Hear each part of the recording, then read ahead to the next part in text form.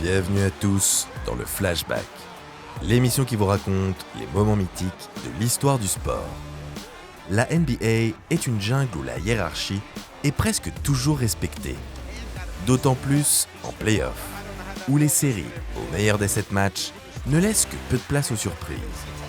Mais alors, que reste-t-il quand toutes les probabilités jouent contre une équipe ?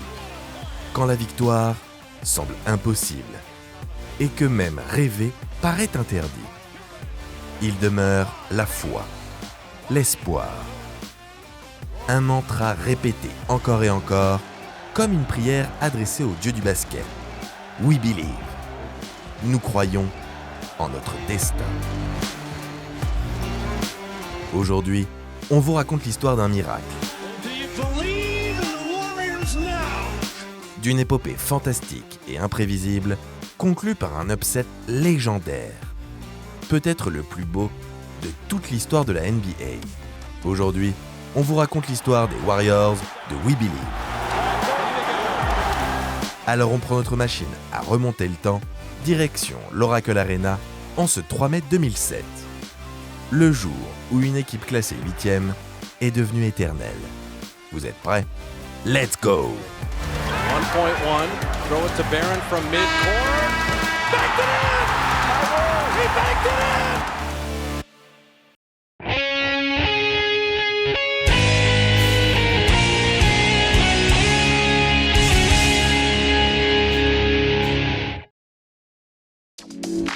Nous sommes le 18 avril 2007.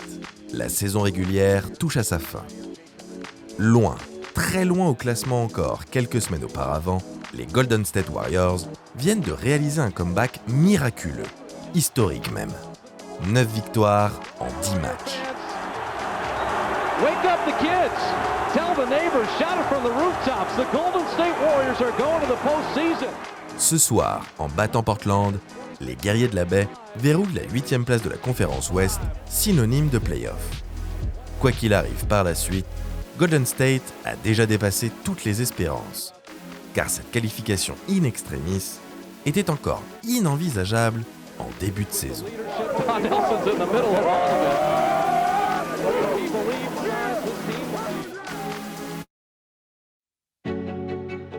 À l'été 2006, les Warriors n'ont plus participé aux playoffs depuis 12 ans.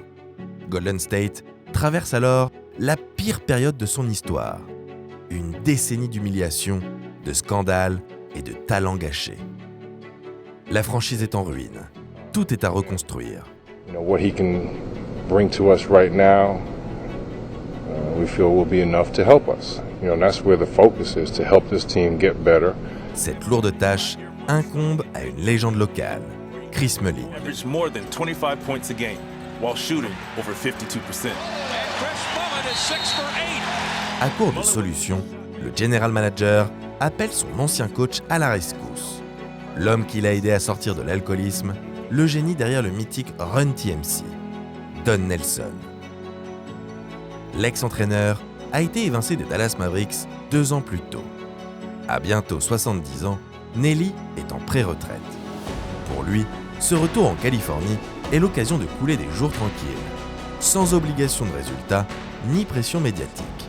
Well, life after the NBA is good. I want to tell you, it's very good. There's a lot of stress to being a coach and a general manager in the NBA, and there's no stress on Maui. Il s'imagine déjà sur la plage à s'adonner à ses passe-temps favoris. Siroter des cocktails et rouler des joints. Can each of you talk briefly about what you've been doing after basketball? Coach, I know you live in Hawaii, right? So. Yeah, I've been smoking some pot. Dès sa prise de fonction, Nelly annonce la couleur. On ne fera pas les playoffs cette année. Vous feriez mieux de penser à la saison prochaine et de préparer la draft. Le constat manque peut-être d'optimisme, mais s'avère plutôt pragmatique, car en l'état, le coach n'apprécie guère son effectif. Et comment lui en vouloir ? À l'exception de la base arrière de Dunker Fou, Jason Richardson et Baron Davis, ces Warriors n'ont vraiment rien pour eux. Ni talent, ni identité de jeu, ni même profondeur de banc. Le zéro pointé.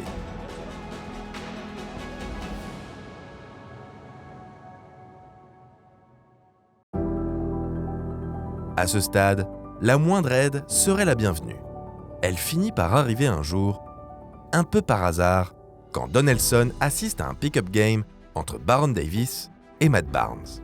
I was on the way out, really coming off 2.5 years in Philly, not playing, and BD hits me up, like, "Oh, bro, we hooping down here, come up." I'm like, hurry up, shower, hop in the car, drive an hour and a half and go down there and play, not knowing that, Nelly was watching the whole time. He's like, "I can't promise you nothing, but if you go out here and play like you did today, I'll give you a chance." And that's all I needed. So that's kind of the start of that. That's kind of the start of that beginning of that season. Surpris par l'intensité défensive de Matt Barnes, Nelly lui propose de passer des essais. Jusqu'ici, Barnes n'avait jamais réellement eu l'occasion de briller en NBA et pensait même raccrocher les sneakers pour tenter sa chance en NFL. Ce try-out, c'est certainement la dernière opportunité de sa carrière. Conscient de l'enjeu et surmotivé par les encouragements de Don Nelson, l'ailier arrache la dernière place du roster. Grâce à ce renfort de dernière minute, les guerriers sont enfin prêts à entrer dans l'arène. Et contre toute attente, ils réalisent un début de saison en fanfare. Baron Davis fait du Baron Davis et régale le public de ses dunks tonitruants et de ses passes géniales. Plus surprenant en revanche, les jeunes Monta Ellis et Mike Pietrus se révèlent en sortie de banc et scorent abondamment.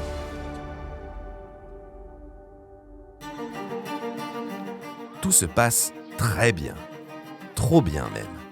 Sauf qu'une saison régulière est un marathon, pas un sprint. Les Warriors s'essoufflent au bout de seulement un mois de compétition. Les défaites s'enchaînent pendant que la perspective de participer aux playoffs s'éloigne à l'horizon. En janvier, le bilan des Golden State n'est même pas à l'équilibre. La franchise va droit vers la catastrophe. C'est alors qu'un trade inattendu va rebattre les cartes.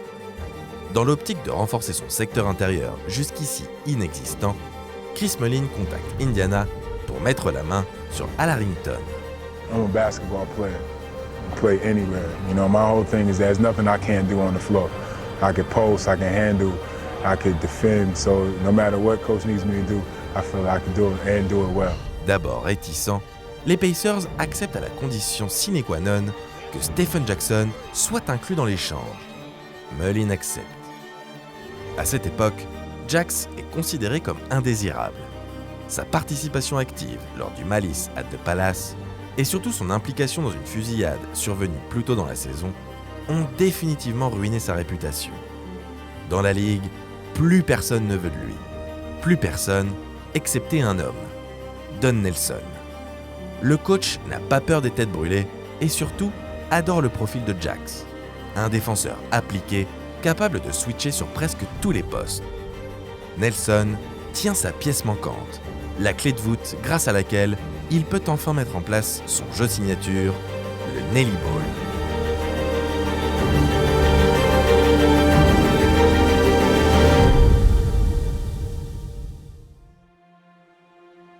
Prenez du run and gun sous cocaïne, ajoutez-y du small ball au-delà du raisonnable et vous obtenez le Nelly Ball.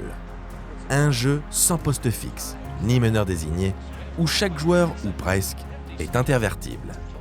Un basket visionnaire et résolument tourné vers l'attaque, donc très populaire.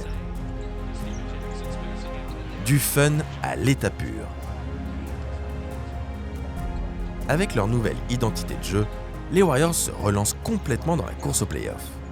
Malheureusement, Jason Richardson puis Baron Davis se blessent successivement. Sans leurs deux meilleurs joueurs, les guerriers sont forcés d'improviser. Stephen Jackson et Monta Ellis font ce qu'ils peuvent pour limiter les dégâts.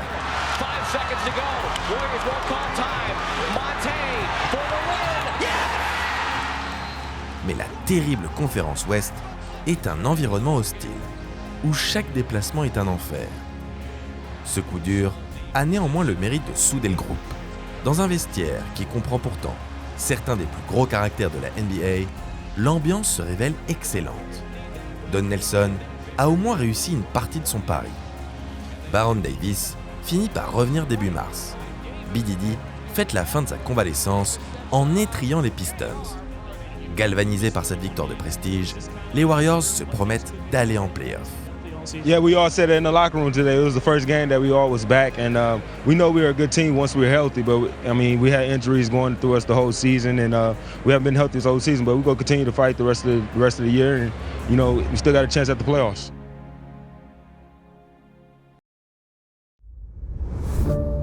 Problème.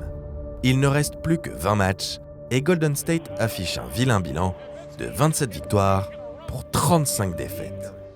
Autrement dit, la marge de manœuvre est faible, voire inexistante, car la moindre contre-performance pourrait leur être préjudiciable. Mais cela ne les décourage pas.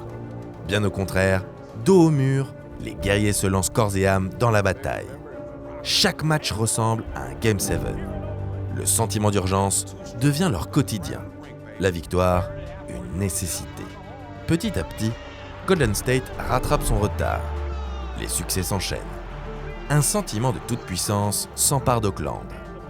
Et dans un dernier run salvateur, les hommes de Don Nelson accrochent la 8e place qualificative le jour de leur 82e et dernier match. Le scénario parfait.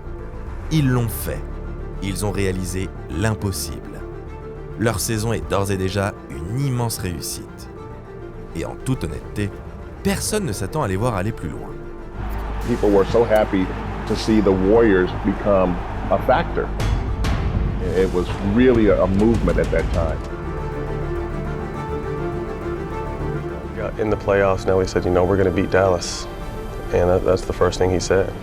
Opposé au numéro 1 de conf, finaliste malheureux de l'édition précédente et immense favori au titre, les Dallas Mavericks du MVP Dirk Nowitzki, leurs chances de victoire sont minces. Seulement 2 équipes classées 8e ont réussi cette performance. Les Nuggets en 1994 et les Knicks en 1999. 2 upsets retentissants, mais surtout 2 exploits isolés, comme inatteignables. Les Warriors ont déjà gravi le Mont Blanc et ils doivent maintenant franchir l'Everest. Heureusement, ils peuvent compter sur une ville acquise à leur cause. Pour la première fois depuis le Run TMC, Oakland se met à rêver. Le slogan We Believe est affiché fièrement dans les rues. Moins branché que San Francisco et pas encore la ville gentrifiée que l'on connaîtra lors de la Golden Dynasty, Oakland est une ville de banlieue populaire. Ses habitants se reconnaissent dans cette équipe de marginaux issus des ghettos. Il n'est d'ailleurs pas rare de croiser Stephen Jackson ou Matt Barnes dans les boîtes et les bars de la ville en train de faire la fête avec les fans. Ces joueurs leur ressemblent. Ils sont accessibles et s'investissent dans la communauté. Ils écoutent du rap, fument de la weed et s'habillent en mode West Coast.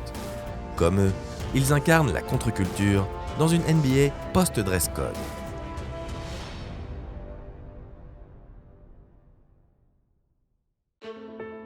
Le soutien populaire n'est pas l'unique atout des Warriors. Don Nelson connaît les Mavs par cœur. Il sait la moindre de leurs failles et est capable d'annoncer leur système à l'avance. Et pour preuve, c'est lui qui les a mis en place lors de ses 8 années sur le banc de la franchise. C'est le moment ou jamais de prendre sa revanche. Nelly entre dans le vestiaire et s'adresse à ses joueurs. D'un ton déterminé, il leur dit « Nous allons battre Dallas. » Hey, this is where we believe at. This is where we believe. Anything you got, whatever you got, let's leave it out there. La prophétie est lancée. Surfant sur leur dynamique positive, les Warriors s'emparent du Game 1 à la surprise générale.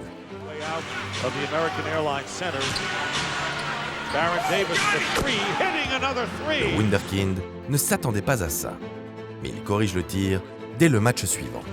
Des équipes qui perdent la première rencontre pour sweeper leur adversaire, c'est presque monnaie courante en NBA. Côté Texan, il n'y a aucune raison de s'inquiéter, excepté peut-être un détail. Après 2 matchs à domicile, la série s'envole direction la terrible Oracle Arena.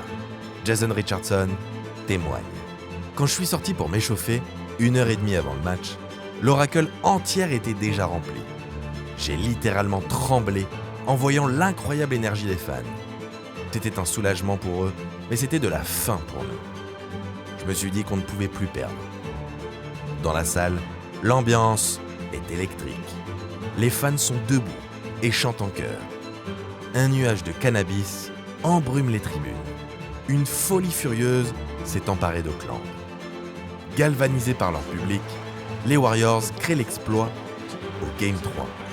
Remporter le match suivant leur donnerait un avantage presque décisif. Il reste 1 minute à jouer. D'un jumper, Baron Davis crée un tremblement de terre. Puis c'est au tour de Matt Barnes de faire lever l'oracle.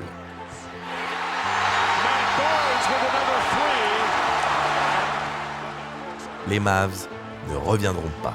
Des confettis tombent du plafond pendant qu'une partie des spectateurs se rue sur le parquet. Victoire des Warriors.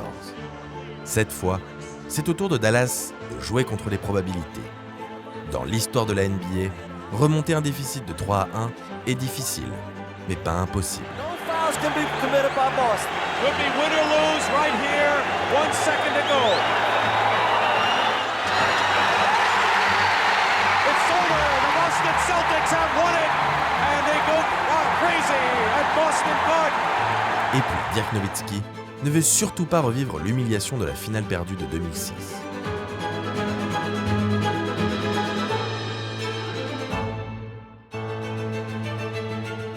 De retour dans son royaume, le Kaiser remet les pendules à l'heure. L'écart réduit, les Mavs n'ont plus qu'à survivre au Game 6 à Oakland.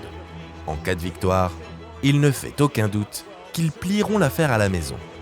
Les Warriors sont prévenus. Le Game 7 est inenvisageable. Il faut gagner maintenant. They made a great run. It was a great basketball game.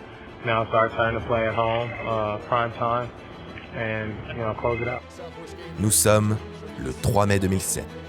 L'Oracle Arena est pleine à craquer et établit même un nouveau record d'affluence. Tout Oakland s'est donné rendez-vous pour un match qui s'annonce d'ores et déjà historique. La tension est à son comble. Pour la première fois de la saison, les Warriors, éternels underdogs, endossent le costume de favori. Un costume lourd à porter. Dirk en sait quelque chose. L'arbitre siffle le début du match. Tout l'enjeu de la rencontre réside dans la capacité des Warriors à gérer la pression. Mais cette saison, Baron Davis et sa bande se sont retrouvés dans des situations bien plus périlleuses. Après avoir vécu avec l'obligation de victoire pendant des mois, plus rien ne leur fait peur. Chaque joueur sait ce qu'il a à faire. Chacun a trouvé son rôle. Tout semble si naturel. Dans la zone, Stephen Jackson muselle Dirk Nowitzki. Il ne lui laisse aucun répit. Le MVP passe la pire nuit de son existence et manque tir après tir.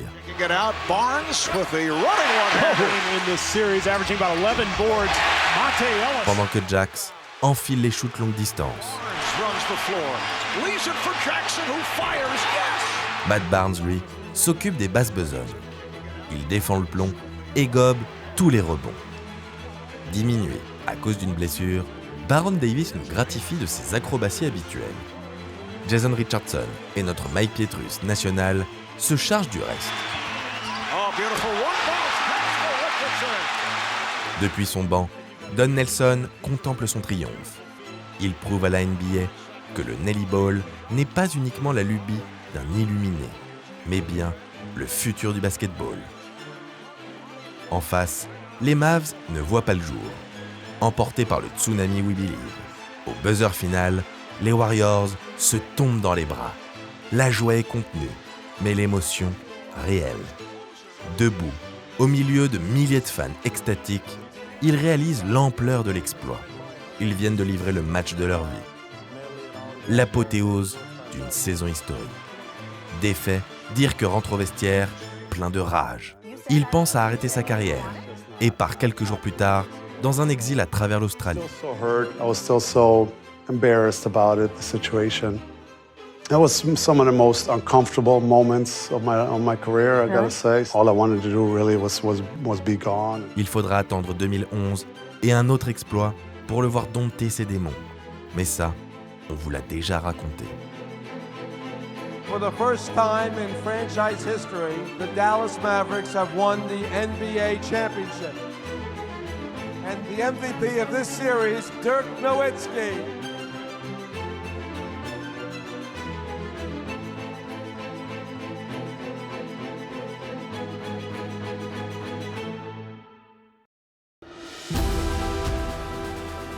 De leur côté, les Warriors rejoignent les demi-finales de conf face au Jazz.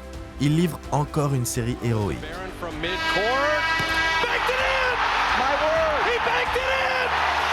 Avery Johnson just put his hands on the top of his head.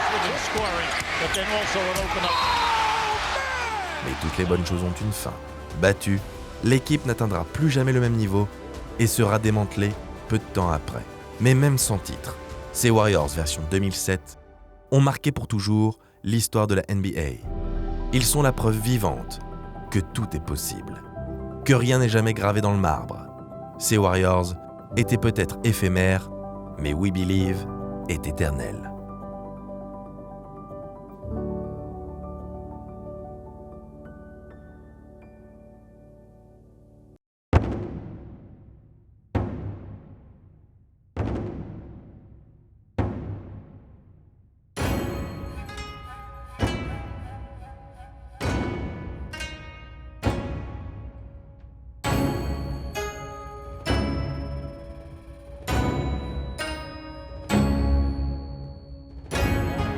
Gets into the paint, dunks it.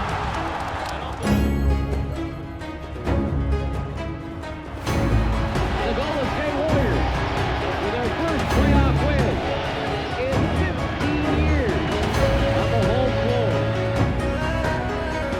My favorite memory was in the sixth game when we beat them by 20 points at our place.